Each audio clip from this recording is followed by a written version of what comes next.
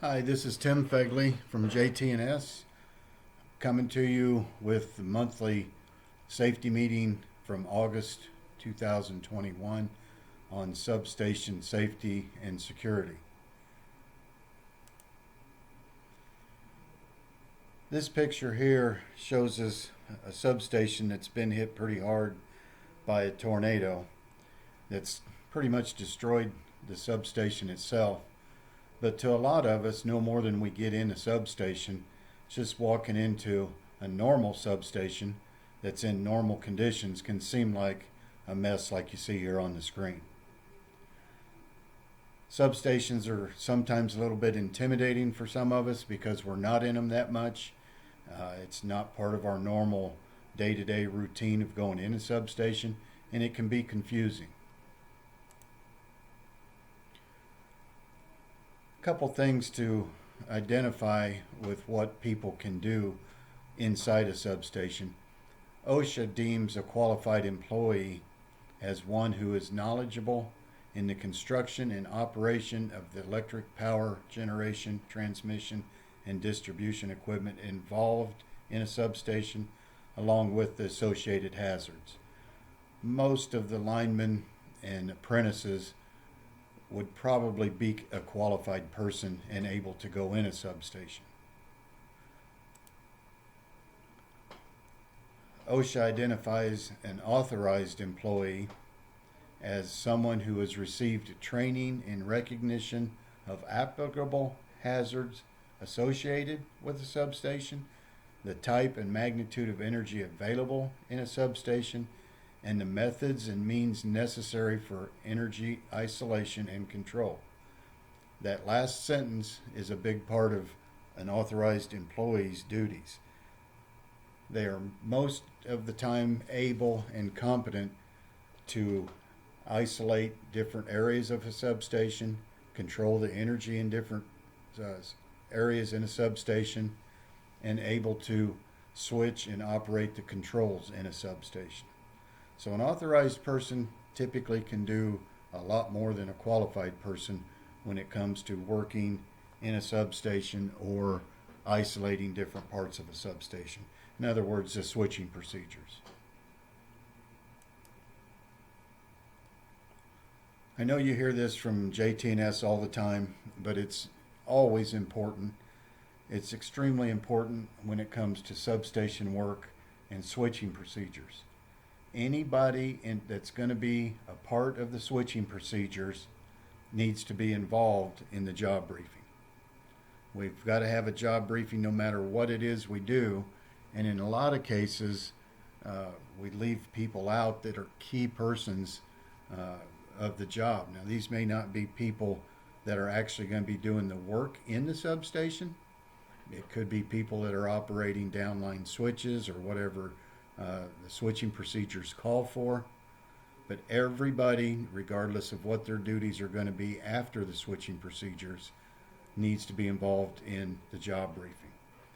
Please take your job briefings seriously. Please ask questions. This is not only a method of safety, but it's also a method of learning our system and learning different switching procedures that we do in our substations and on our system. So please take it serious. If you're not sure of why you're operating a certain switch, ask. Make sure that you educate yourself as much as you can when it comes to work in a substation or anything to do with a substation, such as switching procedures.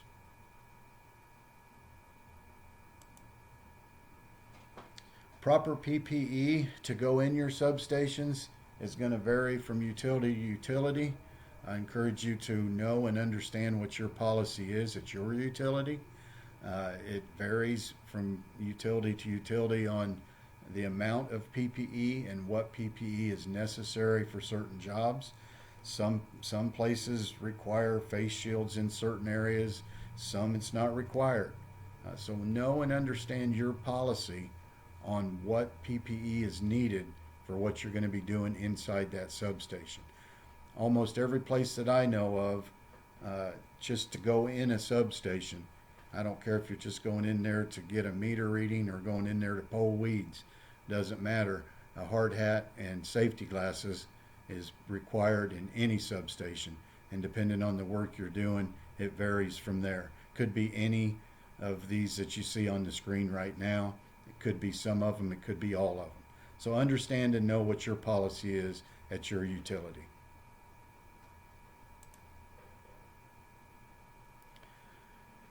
Things to consider before we actually go to work inside the substation. Depending on what you're doing in that substation, whether you're doing maintenance on a breaker, whether you're changing out a lightning arrestor, whether you're changing out an insulator, whatever it may be, before you go to work on that, make sure you review all the things you see on the screen there. It's very important to review the switching procedures and make sure that everything has been completed in the order of the written procedures that you had in front of you. So always make a quick review to make sure everything that's supposed to be open and everything that's supposed to be closed has been done and everything's been tagged. Hold cards are a big part of any switching procedures. Any device or switch that has been operated should have a hold card on it. Those hold cards are very important, not only to identify what's been operated, it's important to put thorough information on those cards, what time it was operated, and the date and the reason it was operated, and part of the switching procedures. All of that needs to be clearly identified on the hold card and needs to be placed on any switch that's been operated. Need to make sure everybody that's going to do the work inside the substation is aware of what needs to be done. In certain cases, especially in a substation, you might be working on an area of that substation that's dead and grounded and still be within the minimum approach of an energized line, just because of the tight quarters that we have in substations. So make sure everybody's aware of what's going on. Make sure everybody is aware of what's hot and what's not, what's grounded and what's not grounded, and make sure everybody is aware and signed off on and fully understands on the status of that substation that you're working on.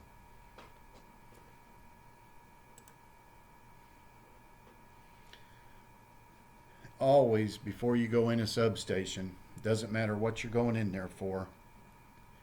I don't care if you're going in to do work inside that substation, whether you're going in to get meter readings in that substation, or whether you're just doing a check of the substation. You should always be very observant when you pull up to a substation. When you get out of your vehicle, before you even touch the gate to go inside the substation, you need to be looking for things that are out of the ordinary. Do a review of the entire substation before you even unlock the gate. Make sure that the grounds are on the gate. Make sure the grounds are on the fence and nobody has come in and stole the grounds off of it. That fence is connected to the underground grounding system of that substation, and should those grounds be cut, you could be touching a fence that could eat you up. So make sure that you do a quick survey of the gate and of the fence and things like that. Make sure that it hasn't been any vandalism taking place. Make sure that the switch house door is as it should be, because if somebody comes in to vandalize your substation and they see a door of that switch house, they think something's in there that they need. And I can just about promise you, if somebody comes in to vandalize or steal your copper in your substations, if they see a door, they think something's in there that they want and they're going to try to get in it. So pay attention to those type of things. May be able to tip you off that something's been going on in that substation that shouldn't be, and you need to make sure that it's safe for you to go in there. So do a quick review of the fence and of the gate and make sure things are as they should be.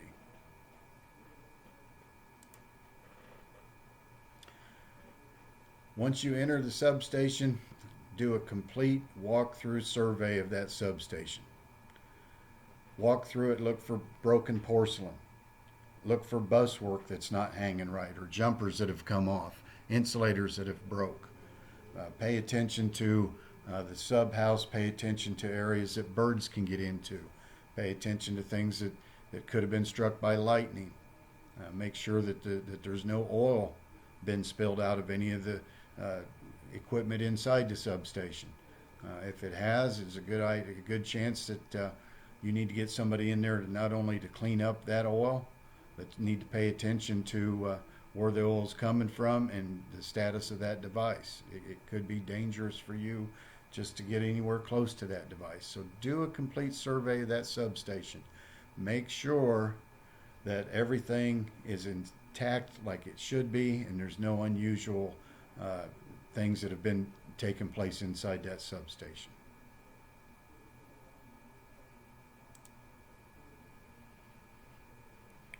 While you're walking through the substation, listen for anything unusual. Now, we all know that if a substation's energized, you're going to hear a hum from the transformers. You're going to hear that. That's normal sounds. But listen for things like static. Listen for things like cycling hums. Not a steady hum, but a cycling hum. Listen for things where you could maybe hear sizzles of something breaking down, of a lightning arrestor breaking down, or of a jumper being loose, or whatever it might be. A lot of times you can hear things before you can even see them. So pay attention to things with your eyes, with your ears. Smell for burnt oil. You go in the switch house, smell for burnt wiring. Could be some wiring behind the control panel that's been burnt that can lead you to what's going on inside that substation switch house. So pay attention with all of your senses. Don't just look with your eyes. Listen for unusual sounds and smell for things that have been burned up or something that's not normal in that substation.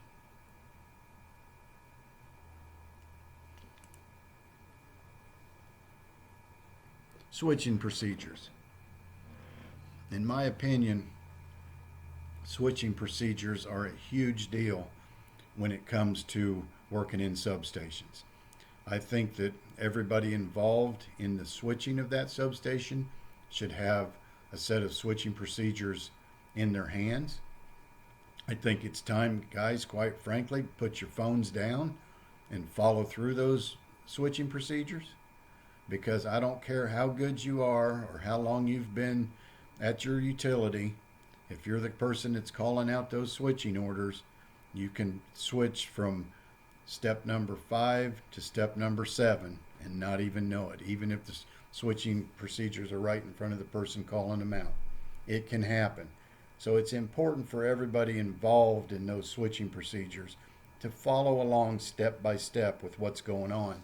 It's a second layer of protection, of catching something that somebody misses, but it's more than that to me. I think it's a way to learn your system, learn your substation, learn what lines tie together, learn what breakers tie together and how to tie them together. And if you follow through your switching procedures as they're being done, it's a really good tool to use educationally to understand not only your substation, but to understand downline ties and things like that. So guys, if you don't have a set of switching procedures and you're part of that switching order, ask for a set. Ask them to give you a set of switching orders so you can follow along. I'm sure if you ask for them, your company will provide them for you, and probably be pretty impressed that you thought enough about it that you wanted to follow along with them. So please do that. I think it's really important. I think it's something that sometimes we take for granted, but I do think it's important enough that everybody has a set of switching orders as a second layer of protection to follow along with and be involved with what's going on. Don't just do something because somebody tells you to. Follow along and understand why you're closing that switch or why you're opening that switch, and educate yourself and learn as much as you can about what you're doing. Also very important to put hold cards on any switch that's been operated. I mentioned that before. Any switch that's been operated as part of switching orders, whether it's in an abnormal status or even if it's back into a normal status, if it's been operated as part of switching orders, needs to have a hold card on it, and that hold card needs to be filled out in its entirety and thoroughly.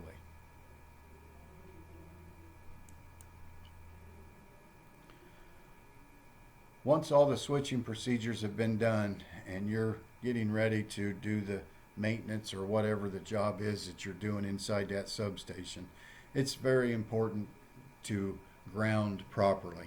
If you're working in a substation, you're at the highest fault current area on your system, and it's very, very important to take the extra measures to properly ground.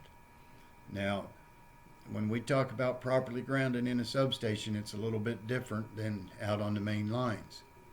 You need to make sure that all the equipment that you're working on is properly grounded. So whatever it is you're working on, whether it's a breaker, whether it's a switch, whether it's lightning arresters or whatever, the area needs to be grounded if you're going to work it as not hot in a non-hot situation. Need to ground any vehicles that you're using. If you've got a little squirt boom in there that you're using to do the maintenance, make sure that you ground it. It's very important to ground our vehicles. That next bullet point on there where it says must be grounded on both sides of us, in my opinion, that's a little bit of a trick question there. Because if we're out on the main line, we do ground on both sides of us, don't we? That's the right thing to do. That's the way that we can work. The only way we can work something de-energized and dead and grounded is to properly ground on both sides of us. But here's the thing. In a substation, you could have multiple sources that can feed into your area, and it may require several sets of grounds. So make sure you look all around the area that you're working, and all sources have been grounded properly.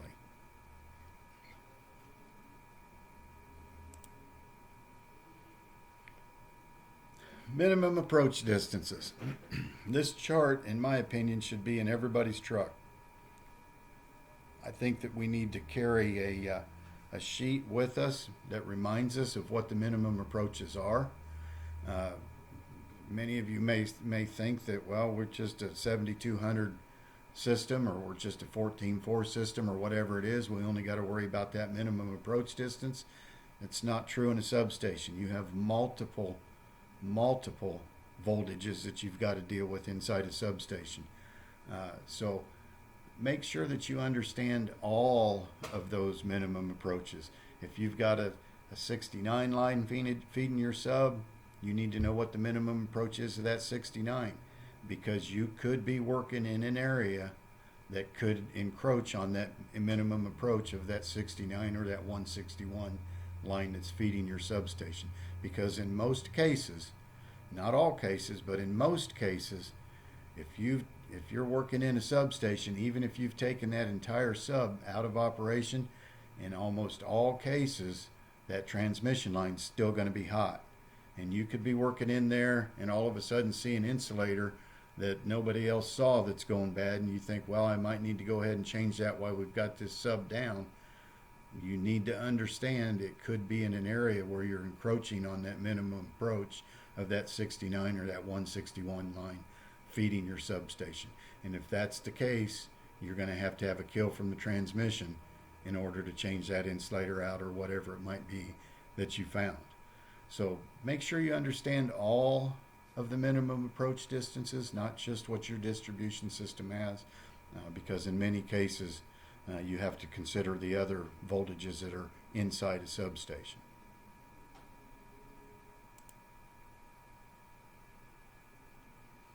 I think this is a good idea. It's not required by anybody,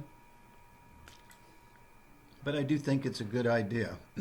In a situation where you may only de-energize part of a substation, which happens a lot when we're doing work inside a substation, if you're only working on a certain area that's been de-energized and the rest of the substation's still hot, I think it's a good idea to put some type of a reminder around that area that's still energized. Doesn't have to be a barricade or anything that you see on the screen there.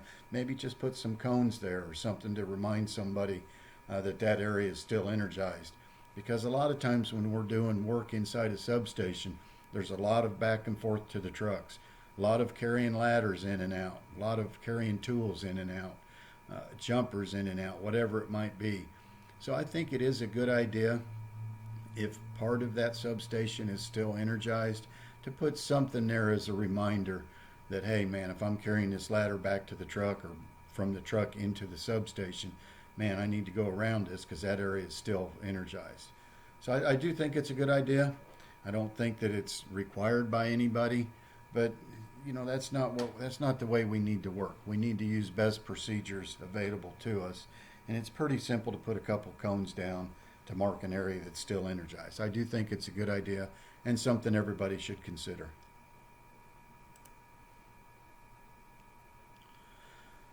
Again, as I mentioned before, know your work area.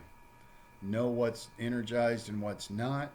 In most cases, that transmission line is still going to be energized, and we need to be aware of it.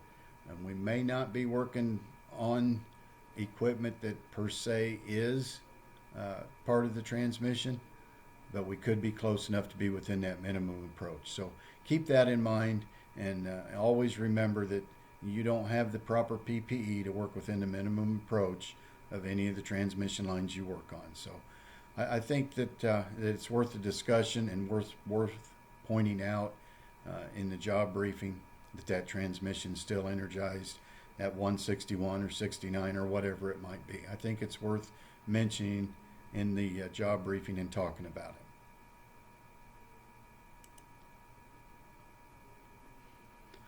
Security issues in a substation.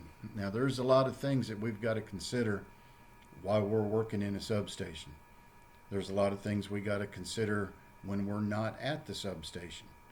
If we leave a substation and we're done with our work there and we're leaving it, a lot of things we got to consider.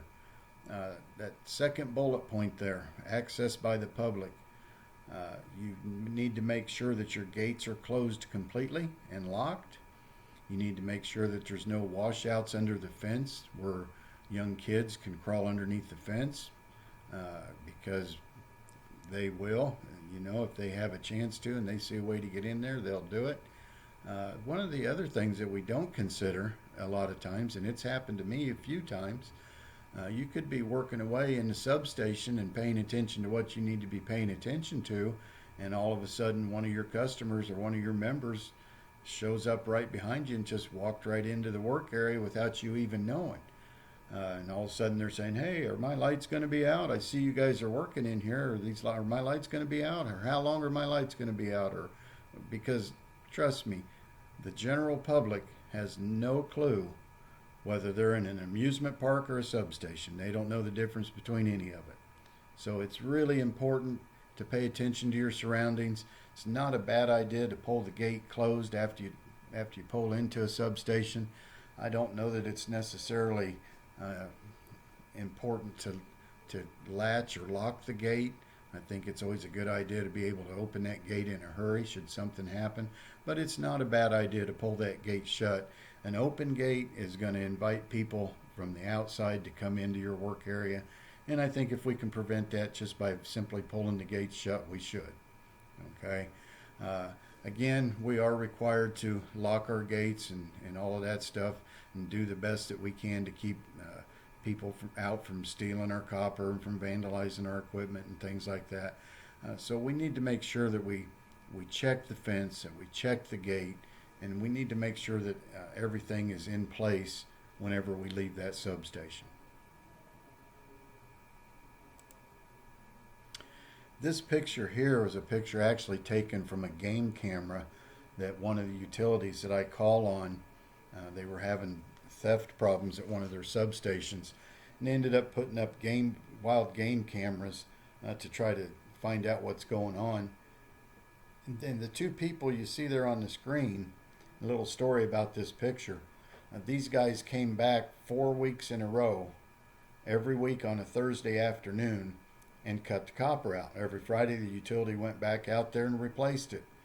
The odd part of it is they were coming on the same day, cutting the same wires, and it was costing the utility about $20,000 every week to go out and replace that copper, not just from the copper, but the man hours put back into installing the copper that was taken and all that. It was about $20,000 a week for 4 weeks in a row. On the third week, they put this game camera out there to try to catch these guys. And long story short, they ended up catching these fellas and they actually did some jail time from the theft of the copper at that place for four weeks in a row. So this stuff does happen.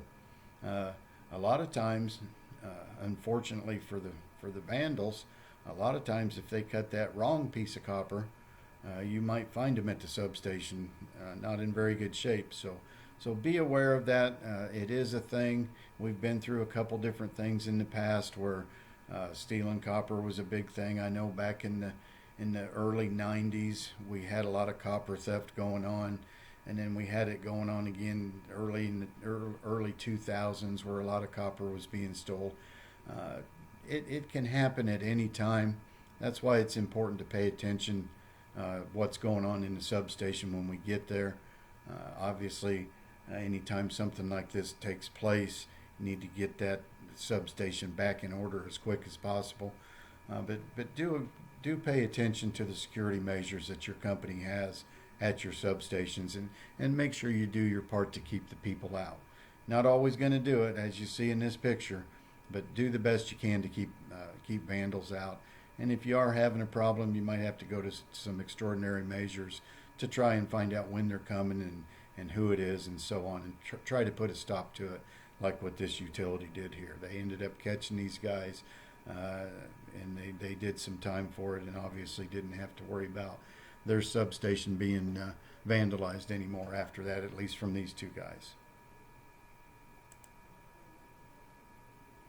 Some of the things to look for, again, make sure you check your fence, make sure you check your gates, make sure you check all of your equipment, and make sure that the grounds and things are still on there. Make sure that they've not been cut. You can see the picture on the left there. I'm not sure how these guys got out of there after cutting that. Obviously it got pretty hot. It melted some copper there, as you see on the pad. That also should tell you that if you go up and grab a hold of that piece of equipment, that equipment itself could be hot. So pay attention to those things. Again, I think it's our job to do a good, thorough inspection of that substation before we do anything else when we walk in there, and make sure everything is status quo and everything is as it should be. Some security measures that are required of you and your company, and this falls on whoever goes to the substation and whoever's doing your inspections of your substations. You are required to have signs and warning markers that are easy to see from the general public. You have to have warning signs on your fence. Every place you're standing, you've got to be able to see it. There's no set distance per se that these signs have to be apart, but any place you're standing, you should be able to see and legibly read what's on the sign. Again, on the fence, on the outside of the substation, on the fence and the gates that surround your substation, needs to be warning signs. They need to be visible from wherever you're standing outside that substation, and they need to be legible. Okay? Your gates and things need to be shut and locked shut when you leave a substation. If you're locking it with a chain, make sure you pull that chain tight so that there's not a lot of slack in the chain where you can push the gates part way in and part the two gates a little bit to where a kid or something could go in between them. If you're using a chain, make sure you pull it tight before you put that lock on there so there's not a lot of play in that gate. Okay? Lighting's one of those things in a substation that has been a battle for years in the past, and it will be for years in the come. Different people feel different ways about lighting their substations at night. Some people like to have the lights on their substations at night. Some people don't, and for different reasons. The utility that I came from depended on the substation. In other words, if it was a substation that was out in the middle of nowhere, we tended to leave the lighting off so that it wasn't as recognizable by the general public. If it was along a main thoroughfare or something that people could see, we tend to keep the lights on during those substations or at those substations, so that if we drove by at night, or if the county sheriff drove by at night and somebody was in our substation, they could see them. So there's different ways of thinking about lighting as far as security in a substation. Just the big thing I would take away from that bullet point is that know what your substations are supposed to be like. If it's normally not lit and you drive by and the lights are on, I'd pay attention. If it's normally the opposite and it's normally lit and you drive by there at night and it's dark, I would pull in and pay attention. It could be something as simple as a breaker may have popped, or a bulb being burnt out, or whatever it might be. But if it's not in the normal status for what your substation is normally at, take the time to stop, pull in, do an investigation, and see what's going on. Sure, a lot of times things happen that could put that substation lighting in an abnormal status, but if it is abnormal, stop and see why, and try to get it back to what it's supposed to be. So know and understand what substations are supposed to have lights on at your utility and which ones aren't. Okay. Some people go to the extreme of putting cameras and monitors at their substations. I think this is a fantastic idea. Yes, it can be costly, and sometimes that prohibits different utilities from putting monitoring in their substations, but it is definitely a good idea. And I think with the rollout of some of the fiber and things like that that we're getting at our substations, I think you're going to see more and more cameras and monitors, 24-hour monitors in these substations, and I think it's a good idea whenever your utility can get to that point. A lot of them are to that point now, but I think eventually all of our substations are going to have monitoring in them.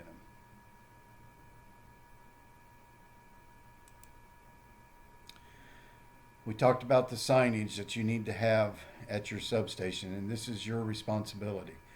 Again, on the gates and on the fences on the exterior part of your substation, you need to be able to see a sign no matter where you're standing that says warning. Okay? This is just like your pad mount transformers. You've got a warning sign on the outside of them. On the inside of your substation, on the structure, and again, no matter where you're standing, you should be able to see a danger sign. Okay, it's got to be seen no matter where you're standing inside that substation, and it's got to be legible. So if you go in there and one of your signs you can't hardly read anymore, take the time to get a new sign applied to that area of the substation. It's something that you're required to do. Okay, again, your gates all need to be locked. Your switches need to have locks on them. Your subhouse door needs to be locked. In most cases, if somebody does break into your substation for vandalism reasons and they see a door and it's locked, it's going to make them want to open it that much more. So pay attention to the status of your subhouse door. Make sure it hadn't been vandalized or somebody's tried to get in there and pried their way in or whatever it might be. Okay, but these are some of the things you're required to do. Take the time to make sure all your signs are legible. Take the time to make sure that your locks and chains are in good condition. And it's part of what your company wants you to do. Anytime you go inside a substation, it's part of your responsibility at your utility to do a quick walkthrough and do an inspection of the substation. And anything that's abnormal that needs to be taken care of, please take the time to make a ticket on it. If you can't fix it right then, make a ticket on it, give it to the appropriate person, and make sure it gets taken care of. I hope that this program has given you some insight of what your responsibilities are when it comes to substations, the security of the substations, switching procedures involved, and things like that. Again, some substations are not something that we go into every day. It's something that we go into maybe once a week or once a month if we're lucky. Some people don't even get in them once a month. So don't be intimidated by it. What you don't understand inside a substation, ask. Educate yourself. The more you learn about your work and all aspects of your work, the safer you're going to be and the safer your coworkers are going to be. So take the time to learn and understand the different aspects of a substation. Take the time to ask the questions and educate yourself on substations and substation security and switching procedures and things like that. It's part of what you have signed up to do. It's part of what is required of you, and it's part of what you should want to do in taking pride at your utility. So ask any questions that you have. Make sure you understand things, and don't be intimidated by a substation. Intimidation only happens when you don't understand what's going on. So the more you learn, the intimidation and that little fear of walking into a substation goes away. I hope this has helped you all some. I hope everybody has a good day, and I hope you've got something out of this program. I appreciate all of you, and please keep working safe.